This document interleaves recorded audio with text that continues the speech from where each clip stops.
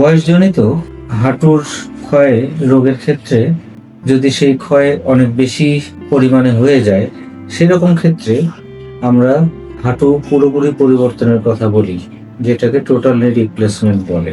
কিন্তু আপনি যদি অ্যাক্টিভ লাইফে থাকেন, অর্থাৎ আপনার জীবনযাত্রা অত্যন্ত অ্যাক্টিভ, দৌড়ঝাঁপ করতেছেন, সাথে প্রচন্ড হাঁটু ব্যথা আপনাকে সেই কাজকর্ম থেকে বিরত রাখতেছে, সেই ক্ষেত্রে আপনার অল্টারনেটিভ হলো, একটু বিকল্প হলো, আপনার হাঁটু পরিবর্তন না করে আরেকটি সার্জারির মাধ্যমে আপনার অরিজিনাল হাঁটুকে রেখেই এই হাঁটু ব্যথা কমিয়ে ফেলা, যেটাকে আমরা হাই টিবিয়াল অস্টিওটমি বলি, সংক্ষেপে বলি HTO। কি লাভ?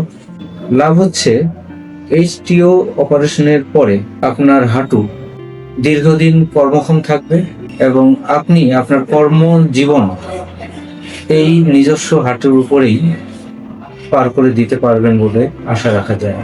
শেষ বয়সের দিকে গিয়ে যদি প্রয়োজন হয়, সেক্ষেত্রে আপনি টোটালি জয়েন্ট রিপ্লেসমেন্টে যেতে পারেন। কিন্তু অ্যাক্টিভ লাইফটুকু আপনার নিজের অরিজিনাল প্রাকৃতিক এই হাঁটুর উপরেই আপনি অতিক্রম করতে পারবেন বলে আমি দৃঢ় বিশ্বাস করি।